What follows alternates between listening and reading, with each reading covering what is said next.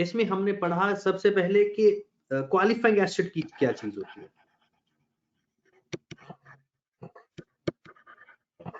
क्योंकि qualifying acid इसलिए important है क्योंकि बोरिंग कॉस्ट जो कैपिटलाइज होती है, वैसे तो नॉर्मली हम बोरिंग कॉस्ट को एक्सपेंस में लिखते हैं, लेकिन जो बोरिंग कॉस्ट कैपिटलाइज होती है वो सिर्फ और सिर्फ क्वालिफाइंग एसिड से रिलेटेड होती है। और क्वालिफाइंग एसिड कौन सा एसिड होता है? ऐसा एसिड जिसको कंप्लीट होने के लिए सब्सटेंशियल पीरियड ऑफ टाइम की जरूरत हो, जिसको कंप्लीट होने के लिए सब्सटेंशियल टाइम रिक्वायर्ड हो।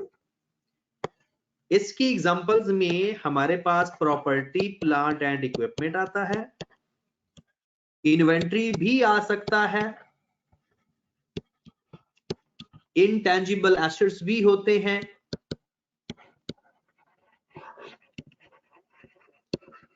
और इन्वेस्टमेंट प्रॉपर्टी भी हो सकता है। अब ऐसी इन्वेंट्री जिसको बनाने के लिए या जिसको मैन्युफैक्चर होने के लिए शॉर्ट टाइम चाहिए होता है, वो क्वालिफाइंग एसिड नहीं होता। ऐसा एसिड जो बना बनाया हमें मिल जाए, वो भी क्वालिफाइंग एसिड नहीं कहलाता। और हमने पढ़ा था कि mostly self constructed non current assets इसमें होते हैं। Self constructed non current acid जो हम खुद बना रहे होते हैं। उसके बाद हमने देखा कि जब भी कोई प्रोजेक्ट या कोई एसिड बनाते हैं, उसके लिए हमें दो तरह की बोरविंग की जरूरत पड़ती है। एक स्पेसिफिक बोरविंग होती है जनाब। स्पेसिफिक बोरविंग का मतलब यह है कि हमने उसी पर्पस के लिए ही बोरविंग दी है और कोई पर्पस नहीं है। और एक जर्नल बोरविंग होती है।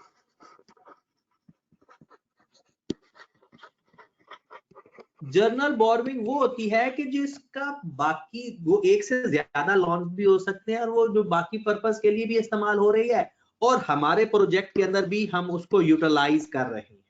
That is journal. Specific borrowing में जिन चीजों को कंसीडर किया जाता है, एक arrangement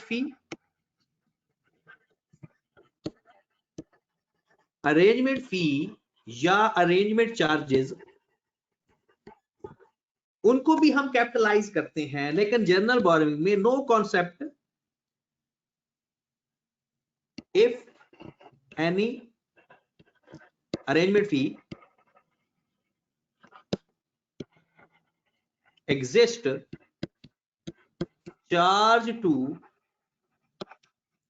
profit and loss account। General borrowing की जो अरेंजमेंट फी होती है वो प्रॉफिट एंड लॉस अकाउंट में लिखते हैं, उसको कैपिटलाइज नहीं करते। मेन जो कॉन्सेप्ट है वो है कि बोरोइंग कॉस्ट कैपिटलाइज कितनी अमाउंट होती है। बोरोइंग कॉस्ट का जो मेन कॉन्सेप्ट है कि बोरोइंग कॉस्ट को हमने capitalise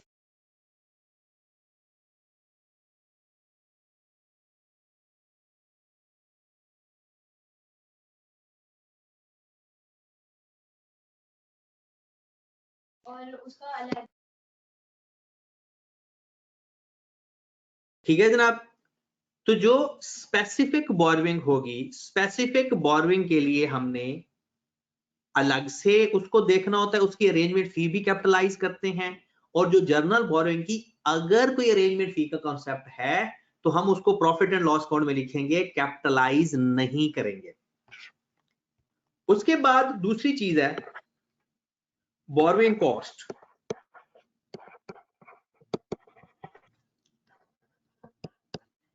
eight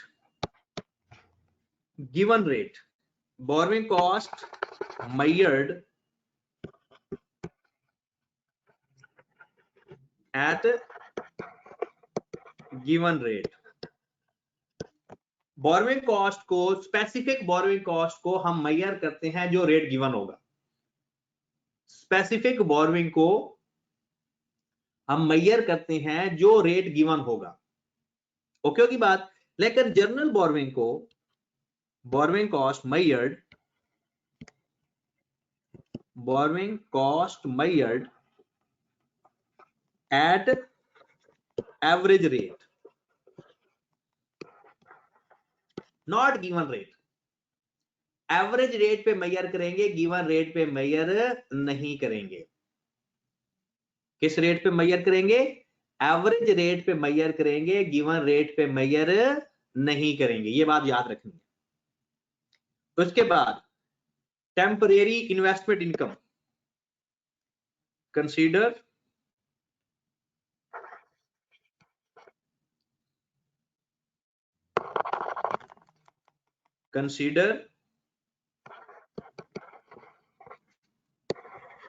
temporary investment income.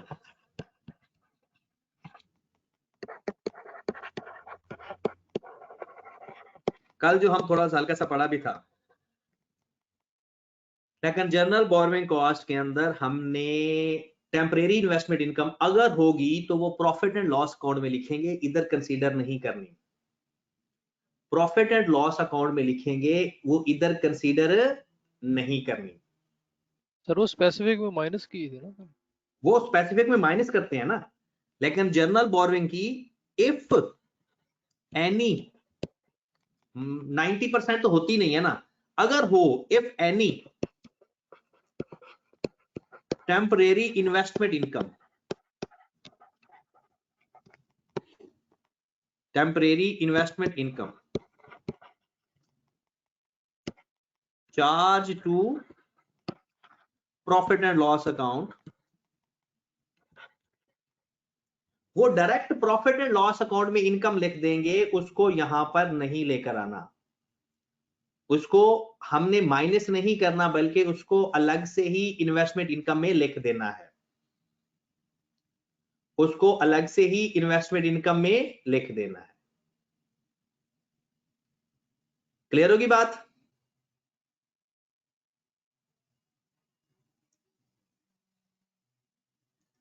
चलें जी, फिलहाल तो हम इस जो हमने अभी कॉन्सेप्ट पढ़े हैं इनको देखते हैं, फिर उसके बाद नया कॉन्सेप्ट की तरफ चलेंगे।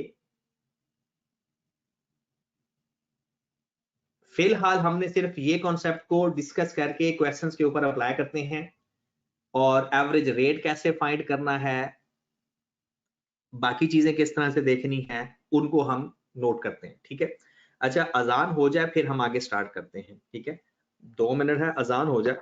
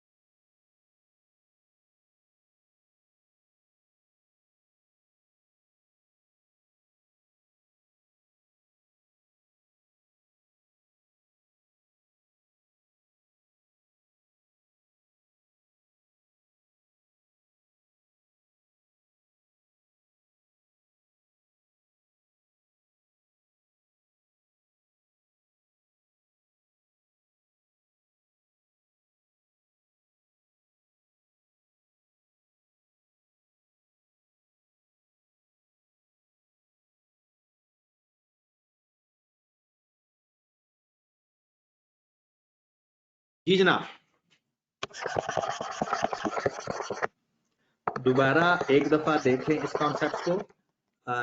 अरेंजमेंट फी और जो बोरिंग कॉस्ट है वो टोटल मेजर होगी, और तीसरे नंबर पर हमने देखा कि जो टेम्परेरी इन्वेस्टमेंट इनकम होगी, जो टेम्परेरी इन्वेस्टमेंट इनकम होगी वो सिर्फ स्पेसिफिक बोरिंग की कंसीडर करेंगे। अगर आ जाती है जर्नल बोरिंग में, तो उसकी अरेंजमेंट फी और इन्वेस्टमेंट इनकम वो direct profit and loss account में जाएगी। वो हम इसके अंदर कैपिटलाइजेशन के अंदर, क्वालिफाइंग एसेट के अंदर उसको इस्तेमाल नहीं करेंगे। ठीक है, जो बोरोइंग कॉस्ट स्पेसिफिक होगी वो टोटल कैपिटलाइज होगी गिवन रेट के ऊपर, और जो जर्नल बोरोइंग होगी वो एवरेज रेट पर अप्लाई होगी। ठीक है, तरीकाकार सारा वही है। अब जरा आ जाए, बिस्मिल्लाह करते हैं, क्वेश्चन के ऊपर आए। बोरोइंग कॉस्ट का आप अपनी असाइनमेंट निकालें। इसका पहला क्वेश्चन स्पेसिफिक बोरोइंग का है, वो हम करते हैं, और उसके बाद फिर एक अलग से जर्नल बोरोइंग का करेंगे, फिर ये मिक्स करेंगे, तो ये कॉन्सेप्ट खत्म हो जाएंगे। ठीक है जनाब, फिलहाल दो कॉन्सेप्ट इसके और हैं, वो अभी मैं नहीं बता रहा, 2-3 कॉन्सेप्ट रह गए हैं, बाकी बोरोइंग कॉस्ट में और कुछ भी नहीं है सिवाय कॉमन सेंस के। और वैसे जब मैं कॉमन सेंस का इस्तेमाल करता हूं तो कुछ लोग कहते हैं कि ये क्या चीज होती है, शायद वो मतलूबा सहूलत उधर मौजूद नहीं होती, लेकिन कॉमन सेंस से क्वेश्चन हो जाते हैं।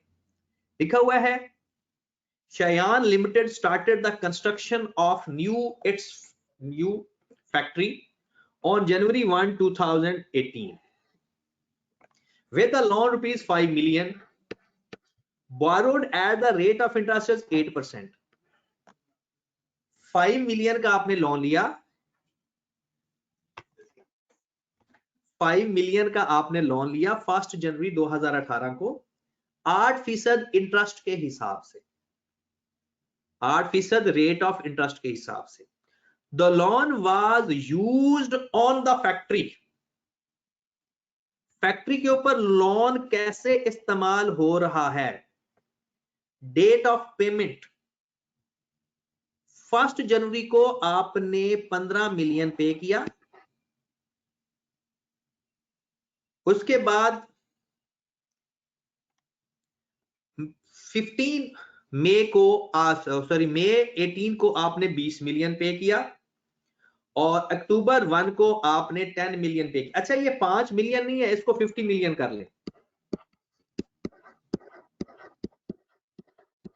ये जो ऊपर आपके पास लोन गिवन है, इसको काइंडली 50 मिलियन कर लें। ये 5 मिलियन नहीं है, ये 50 मिलियन है।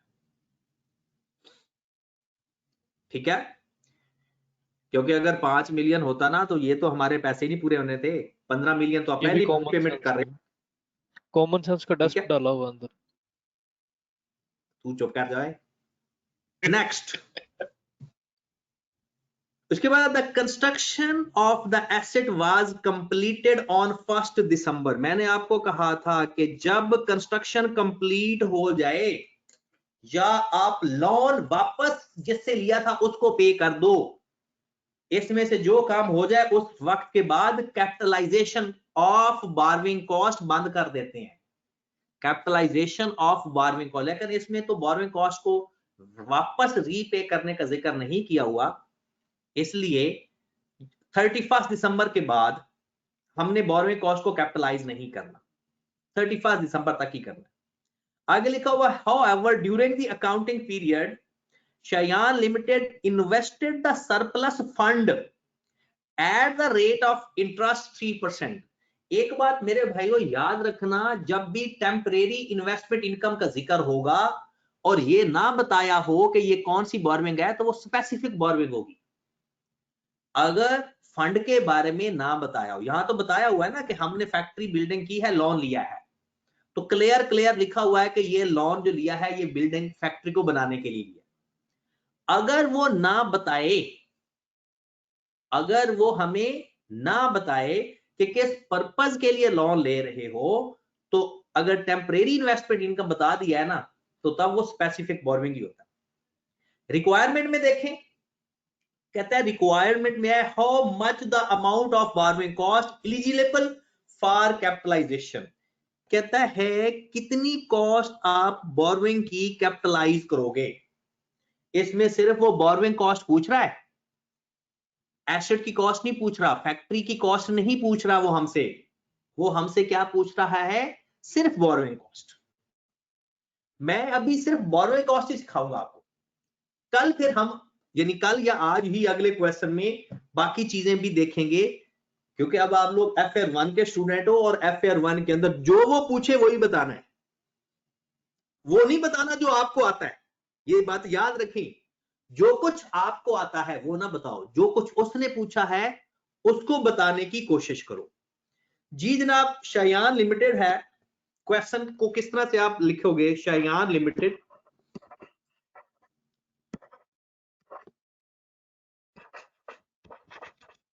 बोरविंग कॉस्ट कैपिटलाइज्ड, या सिर्फ लिख लो बोरविंग कॉस्ट। स्पेसिफिक बोरविंग है सारी की सारी, स्पेसिफिक बोरविंग।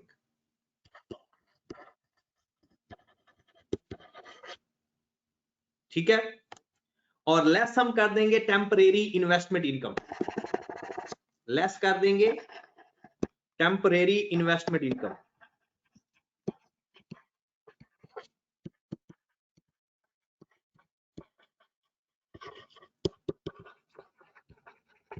अच्छा, मुजम्मिल भाई मौजूद है या नहीं? मुजम्मिल भाई मौजूद हैं या नहीं, जरा सामने आए।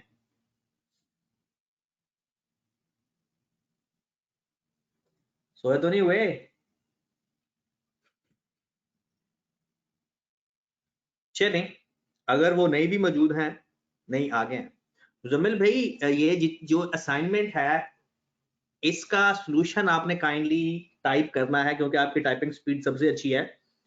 जिस स्टाइल में मैं करवाऊंगा, क्योंकि जो ऑलरेडी इसका सॉल्यूशन है ना बाकी यानी इन असाइनमेंट्स का आई कैप के बुक्स के अंदर, वो थोड़ा डिफरेंट है और मैंने आपको थोड़ा डिफरेंट तरीके से करवाना है।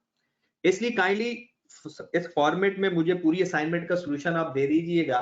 वैसे तो 2-4 क्वेश्चन करने के बाद आपको मेरा स्टाइल समझ लग जाएगा, तो वो काइंडली मुझे एक फाइल बनाकर इसकी ना सॉल्यूशन की सेंड कर दीजिएगा, ठीक है? चलें, मुजम्मिल भाई आप सोते कब हो? सोने की टाइमिंग क्या है आप? क्योंकि जब मैं 3 बजे देखता हूं आप जाग रहे होते हो, 4 बजे भी देखता हूं जाग रहे होते हो, 6 बजे भी जाग रहे होते हो, सोते कब हो?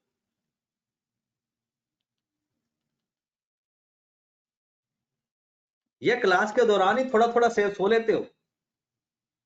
अच्छा, चलें, वैसे कोशिश किया करो मुजम्मिल भाई, रात को जल्दी सो जाया करो, 6-7 बजे चाहे 8 बजे 9 बजे चाहे सो जाया करो, फिर 2-3 बजे चाहे उठ जाया करो। उसकी वजह ये होती है कि बंदा तहज्जुद की नमाज पढ़ना शुरू कर देता है ना, साथ जागना तो होता ही है। चलें, स्पेसिफिक बोरविंग और टेम्परेरी इन्वेस्टमेंट, इस पूरे क्वेश्चन के अंदर 2 ही कॉन्सेप्ट हैं, इसके अलावा ना अरेंजमेंट फी है ना जर्नल बोरविंग है। स्पेसिफिक बोरविंग तो आपने जितना लोन लिया है ना पूरे के ऊपर कॉस्ट आएगी, जो आपने पूरा लोन लिया 8% के हिसाब से 50 मिलियन के ऊपर, तो क्योंकि 1 जनवरी से लेकर 31 दिसंबर है, तो 50 मिलियन मल्टीप्लाइड बाय 8%,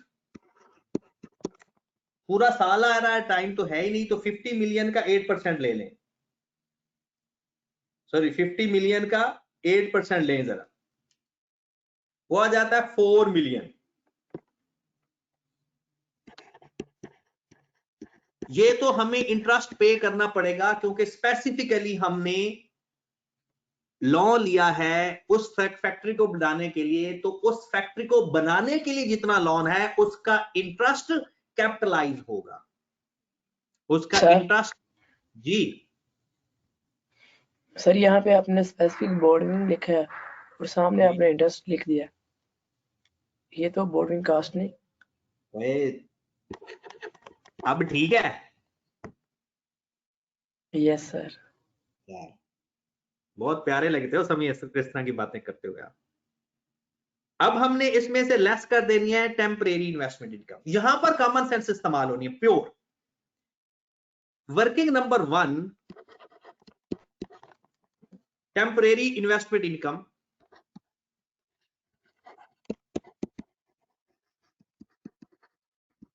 यहां पर हम लिख लेते हैं आउटस्टैंडिंग लोन, क्योंकि टोटल लोन चाहे लिख लो ये वर्किंग आप अपनी मर्जी से कर सकते हो, कोई चक्कर नहीं है। या आप यहां पर लिख लो डेट, ताकि हमें टाइम भी तो चाहिए ना। डेट के बाद हम लिख लेते हैं आउटस्टैंडिंग लोन या लोन, जितना आप पे कर दोगे, जितना आपका रिमेनिंग बच जाएगा। रेट आपने लिखना है तो लिख लो, और यहां पर आपकी इनकम आ जाएगी जिसे हम कहते हैं इन्वेस्टमेंट इनकम। जनाब डेट स्टार्ट हो रही है, आपके पास 1 जनवरी 2018 को ही 15 मिलियन पे किया। 1 जनवरी 2018 हमारा लोन था 50 मिलियन, और इसी डेट को 15 मिलियन आपने पे कर दिया। चाहे आप इतनी जीरो ना लिखें, डायरेक्ट भी लिख सकते हैं। हमारे पास जो रिमेनिंग लोन बचता है वो बचता है 35 मिलियन का। ये सरप्लस फंड है। ये क्या है? Surplus fund. ये क्या चीज है? Surplus fund. 50 मिलियन का हमारे पास टोटल था, 15 मिलियन हमने पे कर दिया, जो बाकी बचा वो है सरप्लस फंड। मतलब ये हमारे पास पैसे अवेलेबल हैं, हम इसको इन्वेस्ट कर देंगे 3% के हिसाब से। तो हमारी इन्वेस्टमेंट इनकम कितनी आएगी? 1050000। सॉरी, अभी तो टाइम भी देखना है ना, अगली पेमेंट तक। अगली पेमेंट तक अब टाइम देखेंगे। अगली पेमेंट हम कर रहे हैं 1 मई 2018 को। 1 मई 2018 तक हमारा टाइम बनता है जनवरी का महीना पूरा, जनवरी, फरवरी, मार्च, अप्रैल, 4 महीने, क्योंकि मई के अंदर तो आपने अगली पेमेंट कर दी 1 मई को ही, तो मल्टीप्लाइड बाय 4/12, तो 35 मिलियन हमारे पास 3 महीने तक रहा। 262,500 डन। 35 मिलियन हमारे पास 3 महीने तक रहा, 4 महीने तक, सॉरी।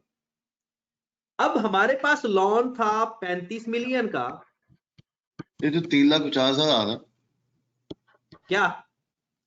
सर ये इनकम 3,50,000। 3,50,000 आ रहा है? जी सर। तो 3,50,000 लिख देते हैं।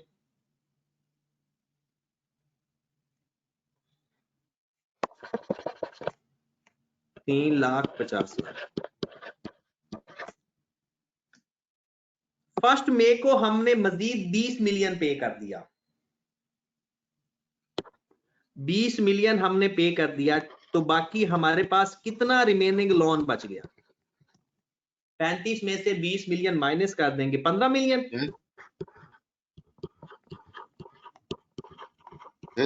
3% के हिसाब से। अब अगली पेमेंट तक ये हमारा टाइम काउंट होगा। अगली पेमेंट कब की? अगली पेमेंट कर रहे हैं 1 अक्टूबर को, 1/10/2018 को। तो जनाब मई, जून, जुलाई, अगस्त, सितंबर, कितने महीने आ गए? 5 महीने सर। तो जनाब 5 महीनों की इंटरेस्ट इनकम हमारी काउंट हो जाएगी। तो 15 million multiplied by 3% multiplied by 5/12, 1,87,500। कितना आ गया जनाब? 1,87,500। Yes sir.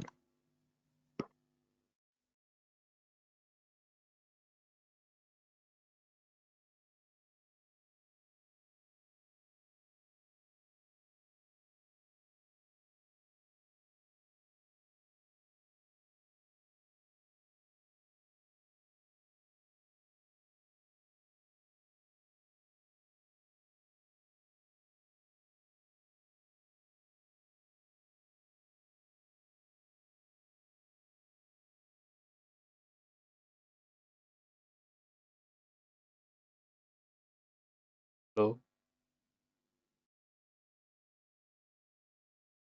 ठीक है जनाब, 1,87,500। उसके बाद नेक्स्ट हमारे पास अगली पेमेंट है, लोन हमारा 15 मिलियन का है, ये जो वर्किंग का फॉर्मेट है जरूरी नहीं कि आप एज इट इज यही रखें, वर्किंग का फॉर्मेट आप कोई और भी रख सकते हैं, लेकिन हमारी जो इनकम का कॉलम है ये सेम आना चाहिए। हमारी 10 मिलियन की पेमेंट हो गई, ठीक है। अब बाकी हमारा रिमेनिंग लोन बच गया, रिमेनिंग जो फंड बच गया वो बचा है 5 मिलियन का। इसके ऊपर 3% लेंगे लेकिन 12वें महीने तक। और वैसे भी आपको पता है हम कोई भी काम करते हैं तो 1 साल के लिए करते हैं, अगर साल अगले पे चले जाते तो तब भी हमने 12वें महीने तक स्प्लिट कर देना था, अगले साल को अलग रखना था, ठीक है। तो 5 मिलियन के ऊपर 3% के हिसाब से अक्टूबर के बाद, अक्टूबर का महीना, नवंबर का महीना और दिसंबर का महीना, 3 महीनों की इन्वेस्टमेंट इनकम आएगी। अब जरा ध्यान से बात सुने, इन्वेस्टमेंट इनकम हो या बोरोइंग कॉस्ट की कैपिटलाइजेशन हो, ये दोनों चीजें खत्म हो जाती हैं, हम इसको कैलकुलेशन बंद कर देते हैं जैसे ही एसेट कंप्लीट होता है। एसेट की कंप्लीशन के बाद का टाइम कभी भी नहीं लेना बोरोइंग कॉस्ट की कैपिटलाइजेशन में। वैसे तो प्रॉफिट लॉस अकाउंट में उसको चार्ज करेंगे, हम पढ़ रहे हैं कि बोरोइंग कॉस्ट कितनी कैपिटलाइज्ड करते हैं। तो जनाब बताएं 5 मिलियन के ऊपर कितना आ गया, 3%, 3/12। एसेट अगले साल कंप्लीट होता फिर तो अगले साल के लिए अलग अकाउंटिंग करेंगे ना, अगले साल की अकाउंटिंग अलग करेंगे। सर ये कैलकुलेशन 3 महीने की करेंगे, मतलब 3/12 भी करेंगे भले अगले साल हो? नहीं, यहाँ पर 3/12 करेंगे, जो अगला महीना होगा 1-2 महीने आगे चले जाएंगे उसकी कैलकुलेशन फिर अगले टाइम के लिए होगी। जी जनाब, टोटल इन्वेस्टमेंट इनकम बता दें, 350 प्लस 187.5 सर प्लस 37.5।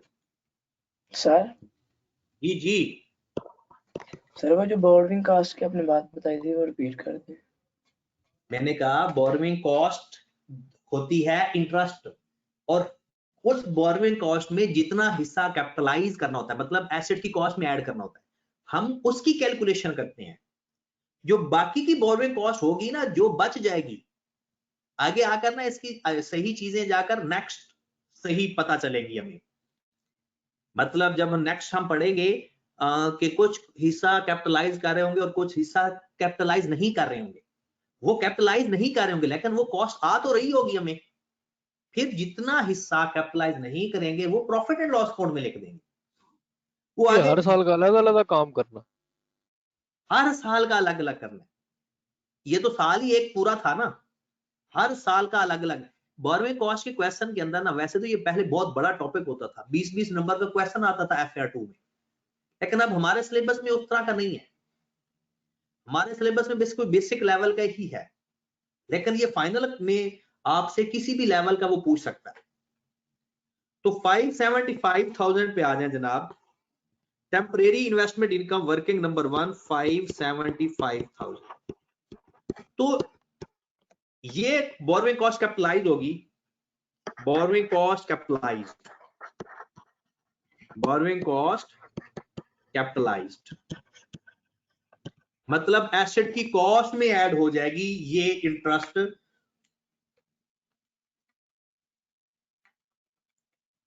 $3,425। तो ये अमाउंट बोरोइंग कॉस्ट मतलब फैक्ट्री की बिल्डिंग, फैक्ट्री की कॉस्ट में ऐड हो जाएगी, जो हमने पेमेंट की है वो भी ऐड होगी, लेकिन ये बोरोइंग कॉस्ट का पोर्शन है। ये किस चीज का पोर्शन है? बोरोइंग कॉस्ट का पोर्शन है, और ये हिस्सा हमारा एसेट की कॉस्ट में ऐड होगा, जितने पैसे लगे प्लस ये इंटरेस्ट भी। ठीक है जनाब, क्वेश्चन ये हमारा कंप्लीट हो गया।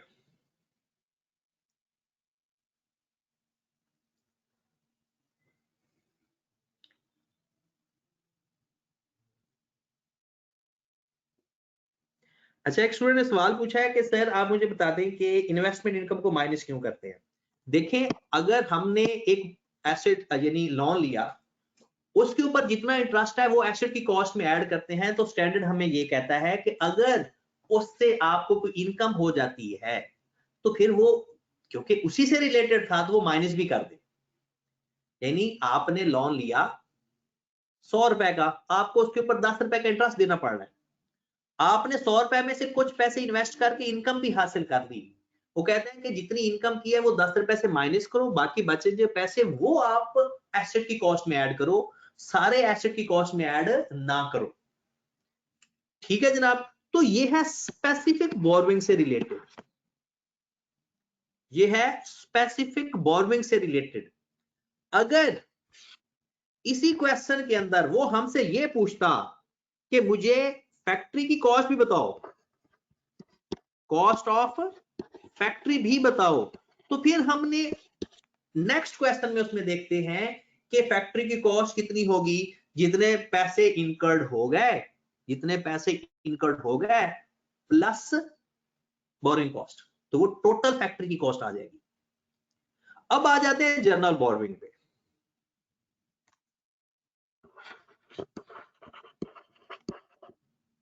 जर्नल बोरोइंग, जर्नल बोरोइंग के बारे में सुन लें, ये बिजनेस की बोरोइंग होती है जर्नल पर्पस के लिए। इस जर्नल बोरोइंग में जितने पैसे हम इस्तेमाल करेंगे, जितने पैसे हम इस्तेमाल करेंगे उतने पैसों पर interest at the rate of average rate capitalise करेंगे। लिख लेंगे, borrowing cost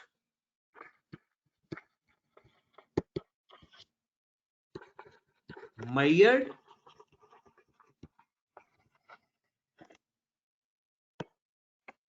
journal at general borrowing used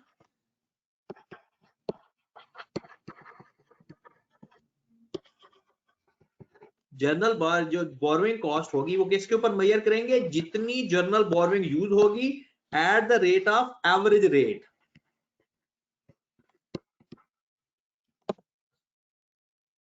ये सारा काम करते कैसे हैं? सबसे पहले तो हम एवरेज रेट का फार्मूला लिख रहे हैं। सबसे पहले एवरेज रेट का फार्मूला लिखिए। एवरेज रेट या इसको बोलते हैं capitalisation rate.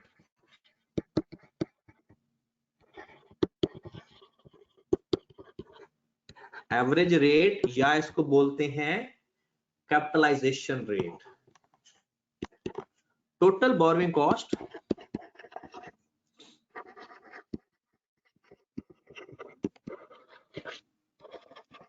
Divided by total borrowing, total borrowing cost during the year. ये भी लिखें जरा, ड्यूरिंग द ईयर। एक साल के अंदर टोटल जर्नल बोरोइंग कॉस्ट, ये गलती ना हो जाए आपसे, टोटल जर्नल बोरोइंग कॉस्ट जितनी आ रही है divided by total borrowing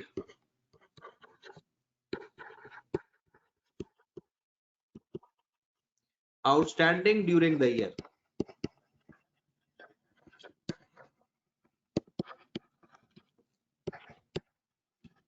multiplied by rate 100, sorry, जितनी जर्नल बोरोइंग कॉस्ट पड़ेगी हमें, मतलब total interest divided by total loan. अगर इसको सादा अल्फाज में लिखो ना, सादा अल्फाज में सुनो, ये जो इतनी लंबी लंबी दो लाइनें लिखी हुई है, ये एक्चुअल में क्या लिखा हुआ है? एक्चुअल में लिखा हुआ है total interest divided by total loan multiplied by 100।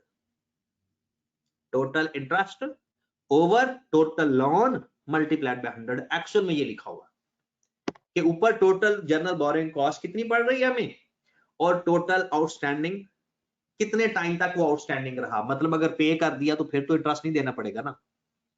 तो आउटस्टैंडिंग का मतलब है जितने टाइम तक पेएबल है, जितने टाइम तक पेएबल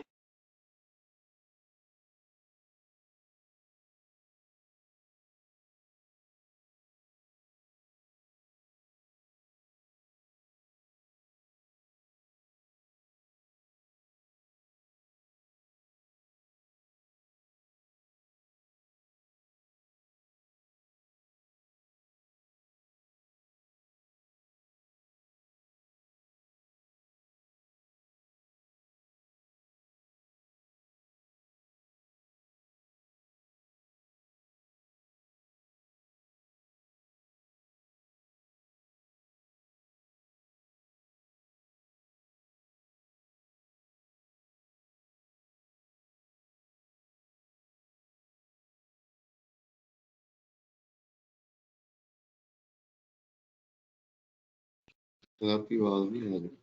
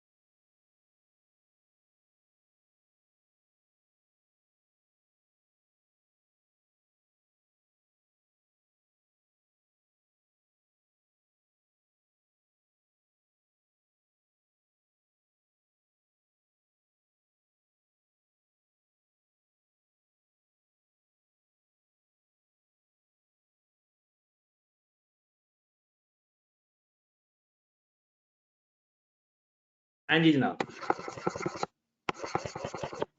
तो जनाब टोटल बोरोइंग कॉस्ट, अब इसके अंदर ना हमें जब तक हम क्वेश्चन नहीं करेंगे ना इन चीजों की अंडरस्टैंडिंग नहीं होगी।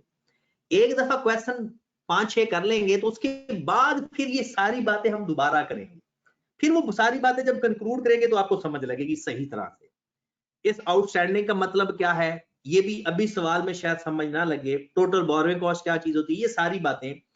फिलहाल हम कैपिटलाइजेशन रेट फाइंड करने का फार्मूला है total journal borrowing cost during the year divided by total borrowing outstanding during the year.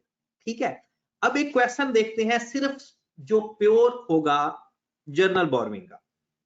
Question number 2 देखें। ठीक है, ये जर्नल बोरोइंग का सबसे अच्छा क्वेश्चन है, बेसिक लेवल का, फुल फ्लैज नहीं, बेसिक लेवल का। अब जरा गौर फरमाएं,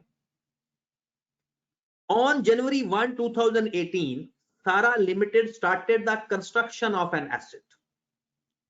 To meet the financing requirement, borrowing was made from the 3 different banks at the start of the year. साल के शुरू में उन्होंने 3 बैंकों से लोन ले लिया, एक बैंक ए से 70,000, बैंक बी से 60,000 और बैंक सी से 50,000। कहता है the fund were used on the asset as follow. जनवरी 1 को 30,000 हमने दे दिया एसेट के ऊपर, मई 18 को 20,000 दे दिया और अक्टूबर 1 18 को 15,000 दे दिया। डन। कहता the construction of asset was completed 31 December 2018। Calculate the general weighted average borrowing rate. जब भी वो इस रेट की बात करेगा मतलब ये सारी बोरोइंग जर्नल है। अगर इसमें वो ये खुद पेपर में भी ऐसे क्वेश्चन आएंगे? क्या कह रहे हो?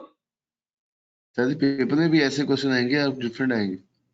नहीं, अभी तो हम बेसिक देख रहे हैं ना, पहले हम स्पेसिफिक पेपर में तो अब नहीं आइडिया कि बेसिक लेवल का क्वेश्चन आएगा, बहुत बड़ा क्वेश्चन नहीं आएगा। लेकिन आप परेशान ना हो, IS 23 को तो मैं बहुत अच्छे तरीके से आपको पढ़ाऊंगा क्योंकि ये सारे का सारा QM है, इसलिए मुझे तो मजा ही बहुत आता है पढ़ाते हुए इसको। तो हम इसको बहुत अच्छे लेवल का पढ़ेंगे, जिस लेवल का भी पेपर में क्वेश्चन आएगा आप लोग इंशाल्लाह हैंडल कर लोगे।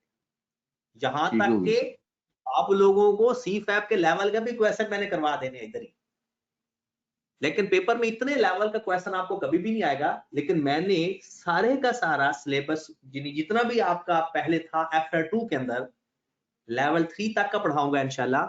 उसकी वजह ये है कि CA फाइनल के अंदर ना ये लोग नहीं पढ़ाते सही तरह प्रॉपरली, क्योंकि उन्हें पता होता है आप पढ़ के आए हो, लेकिन उन्हें ये नहीं पता कि आप तो बिल्कुल बेसिक पढ़ के आए हो।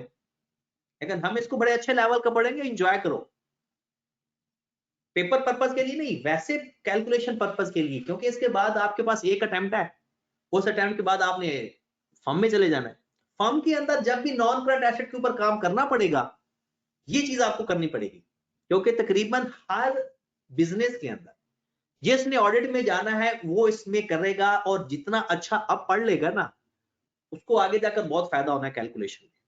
चले, और वो कहता है कि एलिजिबल बोरोइंग कॉस्ट कैपिटलाइज्ड, आगे लिख लें। मैं इसमें आपको दो चीजें बताऊंगा। एक मैं आपको बताऊंगा कि इसमें कैपिटल, अब जरा गौर फरमाएं, आपने 70,000 लोन लिया, 60,000 लोन लिया, 50,000 लोन लिया, साल के शुरू में लिया, इसलिए पूरा साल ही, पूरे साल का इंटरेस्ट आपको देना पड़ेगा 10% के हिसाब से, 8% के हिसाब से और 12% के हिसाब से, राइट। अब ये इंटरेस्ट तो आपने सारा देना है।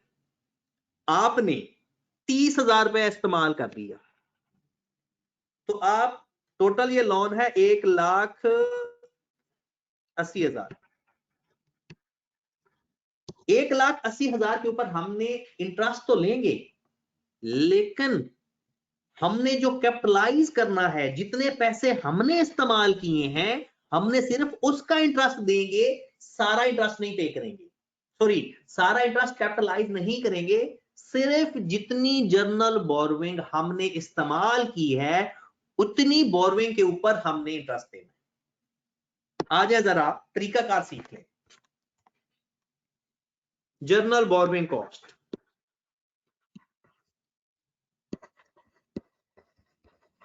जर्नल बोरोइंग कॉस्ट, यहां पर लिखेंगे डेट ऑफ पेमेंट या डेट ऑफ यूज्ड, किस डेट को हम इस्तेमाल कर रहे हैं जर्नल बोरोइंग, और जितनी बोरोइंग इस्तेमाल कर रहे हैं वो बोरोइंग, जो ये डेट ऑफ पेमेंट है, ठीक है। तो यहां पर हम लिख लेते हैं पेमेंट, यहां पर हम लिख लेते हैं रेट, और यहां पर लिख लेते हैं टाइम। लिखने की जरूरत नहीं है, डायरेक्ट ही हम कर सकते हैं, ये सिर्फ करीब करीब लिख लो, payment multiplied by rate multiplied by time, और हमारे पास आ जाएगा अमाउंट जर्नल बोरोइंग के। जैसे हम टेम्परेरी इन्वेस्टमेंट इनकम की नहीं करते, वैसे ही हम करते हैं। तो वर्किंग नंबर 1, बल्कि इसमें तो उसने खुद कहा है कि रेट फाइंड करो, capitalisation rate,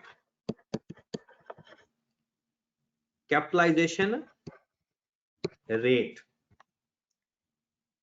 capitalisation rate find करने के लिए हमने लिखना है, बैंक है जनाब हमारे पास ABC, और उससे हमने जो बोरोइंग की हुई है, जो लोन लिया हुआ है, बैंक ए से 70,000, 60,000 और 50,000। 70,000,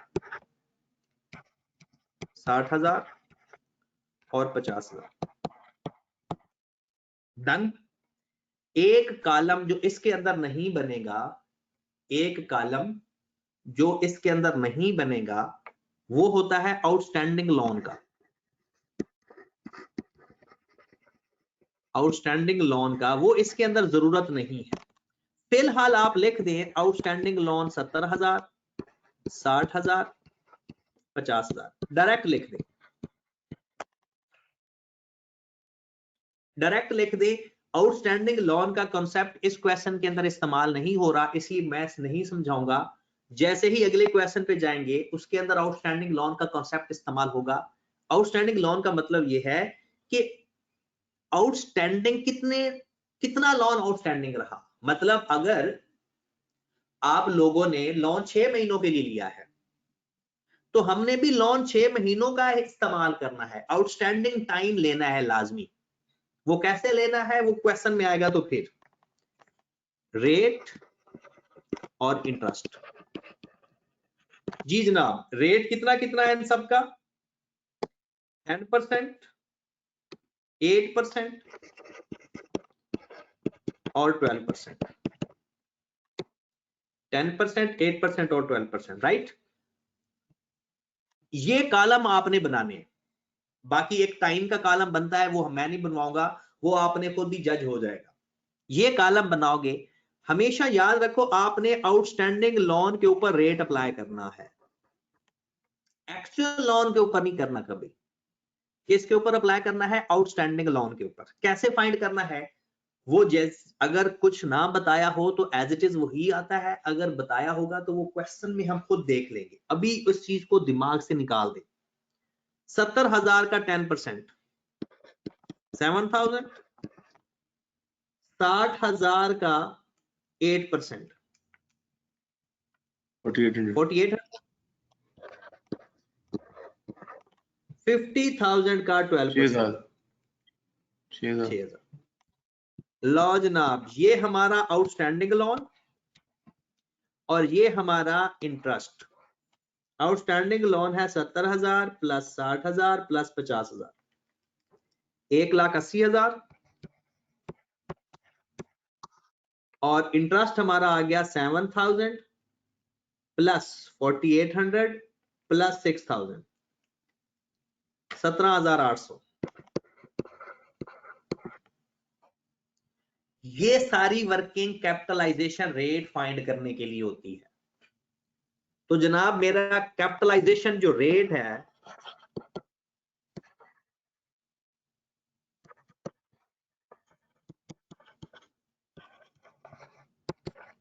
$17,800 divided by 1,80,000 multiplied by 100। 17,800 divided by 1,80,000 multiplied by 100। जी जनाब, हमारा कैपिटलाइजेशन रेट क्या आ गया? 9.89%।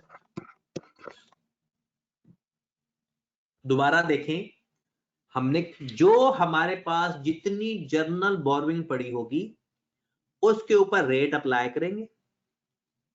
जितनी हमारे पास जर्नल बोरोइंग पड़ी होगी उसके ऊपर रेट अप्लाई करेंगे और हमारे पास एक साइड पर इंटरेस्ट आ जाएगा। टोटल इंटरेस्ट को टोटल लोन पे डिवाइड कर देना। अभी आउटस्टैंडिंग का कॉन्सेप्ट अभी रहने दें, ये नेक्स्ट कल वाले क्वेश्चन में करेंगे। अभी सिर्फ बेसिक सीखते हैं। ये रेट जो है ये 9 के आसपास ही आता है?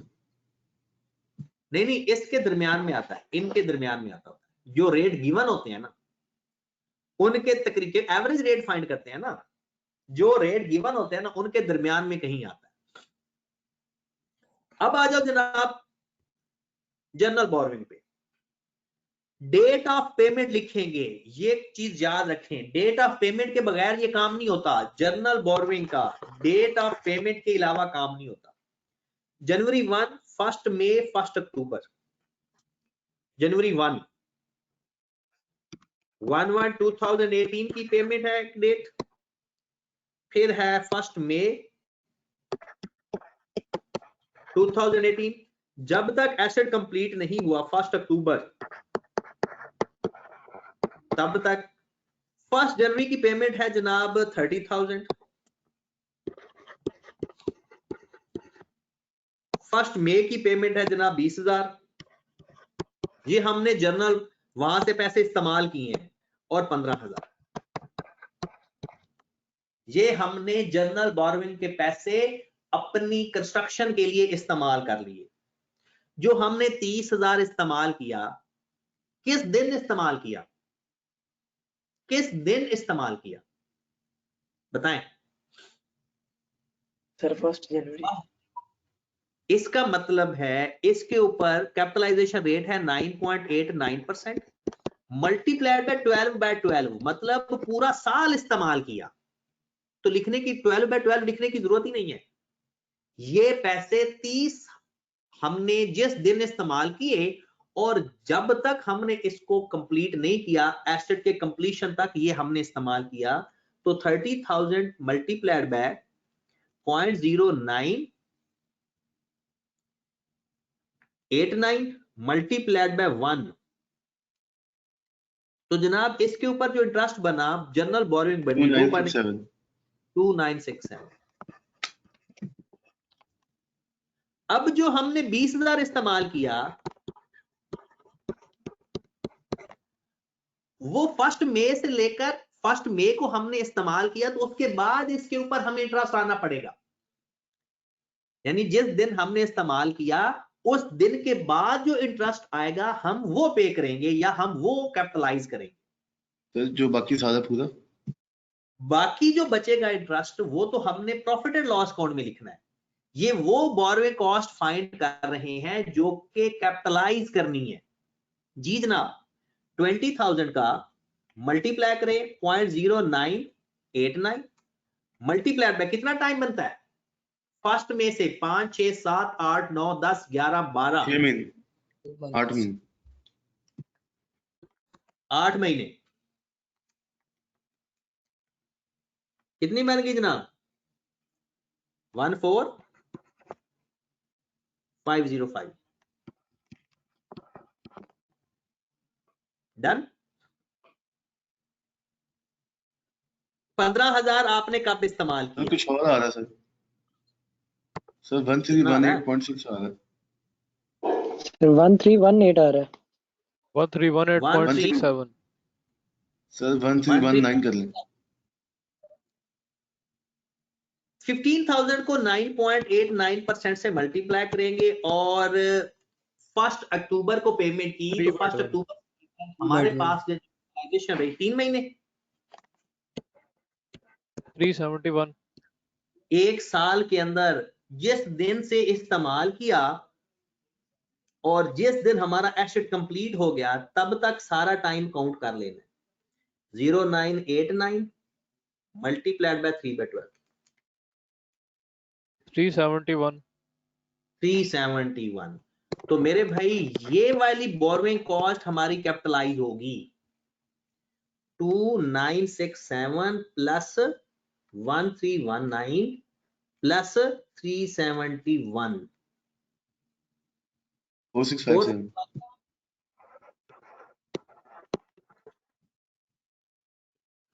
ये जर्नल बोरोइंग कॉस्ट कैपिटलाइज होगी। ये जर्नल बोरोइंग कॉस्ट कैपिटलाइज होगी। जर्नल बोरोइंग कॉस्ट कैपिटलाइज का मतलब है एसेट की कॉस्ट का हिस्सा बनेगी, एसेट की कॉस्ट के अंदर ऐड होगी इंटरेस्ट की ये अमाउंट। सर इसमें टेम्परेरी इन्वेस्टमेंट इनकम कभी भी नहीं आती? जर्नल बोरोइंग कॉस्ट की अगर गिवन भी हो तो नहीं करते। ठीक है। जर्नल बोरोइंग कॉस्ट की टेम्परेरी इन्वेस्टमेंट इनकम या अरेंजमेंट फी गिवन भी हो तो भी कंसीडर नहीं करते। अब जरा एक और बात पे गौर फरमाना, आ जाओ जरा क्वेश्चन के ऊपर। हमने लोन ले लिया था 70,000 का, 70,000 10% के हिसाब से, 8% के हिसाब से, 12% के हिसाब से। टोटल जो हमारा इंटरेस्ट बन गया था वो बना था जनाब 17,800। 17,800 टोटल इंटरेस्ट बना था जनरल बोरोइंग पे, ऐसा ही है। इस 17,800 में से 4657 हमने कैपिटलाइज करना है, यानी 17,800 में से 4657 एसेट की कॉस्ट में ऐड करना है। जो रिमेनिंग बचेगा, जो रिमेनिंग इंटरेस्ट होगा 13,143, ये प्रॉफिट एंड लॉस अकाउंट में जाएगा एक्सपेंस के नाम से। यानी अब जरा थोड़ी सी बातें इकट्ठी करना शुरू करते हैं। 17,800 टोटल इंटरेस्ट बनता है हमारा। इतना इंटरेस्ट जो लोन लिए है ना, इस इंटरेस्ट में से हमने जितना कैपिटलाइज किया वो एसेट की कॉस्ट में ऐड हो जाएगा। बाकी जो होगा 13,143, ये चला जाएगा प्रॉफिट एंड लॉस अकाउंट में। बात समझ लगी? नहीं भी लगी तो टेंशन नहीं है, अभी तो हमने सिर्फ जर्नल बोरोइंग फाइंड की है। सबसे ज्यादा पूरी बोरोइंग कॉस्ट के अंदर तीन चीजें इंटरेस्टिंग है। एक रेट फाइंड करना, दूसरा जर्नल बोरोइंग फाइंड करना, और तीसरा टेम्परेरी इन्वेस्टमेंट इनकम फाइंड करना। बस इन तीनों को हम सीखेंगे, क्योंकि इन तीनों में ही डेट का चक्कर आता है। डन होगी बात? तो ये दो क्वेश्चन आपने दोबारा करने हैं। पहला क्वेश्चन स्पेसिफिक बोरोइंग का दोबारा करना है, और क्वेश्चन नंबर 2 भी आपने दोबारा करना है, ताकि आपकी थोड़ी सी अंडरस्टैंडिंग डेवलप हो जाए। क्वेश्चन नंबर 3 करने की कोशिश करनी है, हो जाए बहुत अच्छी बात है, ना हो तो परेशानी होना। ठीक है जनाब? और सिर्फ 3 क्वेश्चन करने हैं। 3 क्वेश्चन करने के बाद कल मैंने आपको कुछ और